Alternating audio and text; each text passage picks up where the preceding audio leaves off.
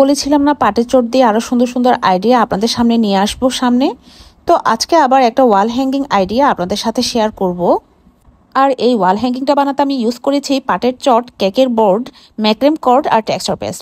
আপনারা চাইলে টেক্সচার পেস্টের পরিবর্তে হোয়াইট কালারের অ্যাক্রিলিক পেইন্টও ইউজ করতে পারবেন।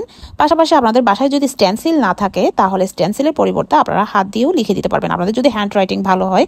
আমার হ্যান্ড রাইটিং তেমন ভালো না, তাই আমি স্টেনসিলটা ইউজ করেছি। আর স্টেনসিল দিলে অনেক সুন্দর একটা রেজাল্ট আসে, তাই আমি স্টেনসিলটা ইউজ করেছি। তো এবার আমি গোলাপের একটা স্টেনসিল নিয়েছিলাম এবং এটাকে খুব ভালোভাবে ফিট করেছি স্কচ টেপ দিয়ে। এরপর আমি টেক্সচার পেস্ট ভালোভাবে লাগিয়ে নিব যাতে কোনো দিক দিয়ে খালি থেকে না যায়, এবং লাগানো শেষ হলে এবার আমি আস্তে করে স্টেনসিলটা উঠিয়ে নিব এবং এটা ওঠানোর পর এত স্যাটিসফাইং একটা রেজাল্ট আসছে মাশাআল্লাহ। এবার আমি আরেকটা পার্ট বেনি করব।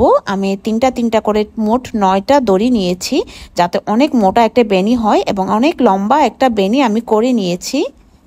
এরপর আমি সেই বেনিটা গ্লু গান ইউজ করে রেডি করে নেওয়া সেই ফ্রেমটার সাইড দিয়ে রাউন্ড করে লাগিয়ে দিব এবং একটু বেশি করে গ্লু ইউজ করতে হবে যাতে টেকসই হয়, পরবর্তীতে উঠে না যায়।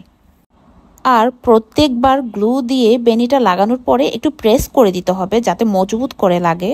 আর বেনিটা লাগানো শেষ হলেই যে জায়গায় জয়েন্টটা হয়েছে সেই জায়গায় আমি এবার একটা ফ্লাওয়ার বসিয়ে দিব এবং এই ফ্লাওয়ারটা আমি পাটের চট দিয়ে বানিয়ে নিব।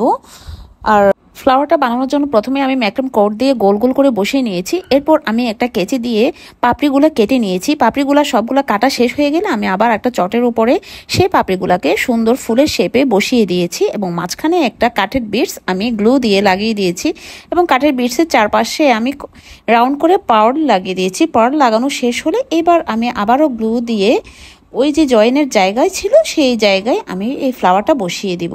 সাথে পিছনে দড়ি লাগিয়ে দিয়েছি হ্যাঙ্গিং করতে পারার জন্য। আর এটাই হচ্ছে ফাইনাল লুক। ফাইনাল লুকটা কেমন হয়েছে আমাকে অবশ্যই জানাবেন। আমি তানজানাস ক্রিয়েশনস থেকে আপনাদের জন্য সবসময় এরকম ক্রিয়েটিভ আইডিয়া নিয়ে হাজির হব। আর এই জন্য অবশ্যই চোখ রাখবেন তানজানাস ক্রিয়েশনসে। আজকের মতো আল্লাহ হাফেজ।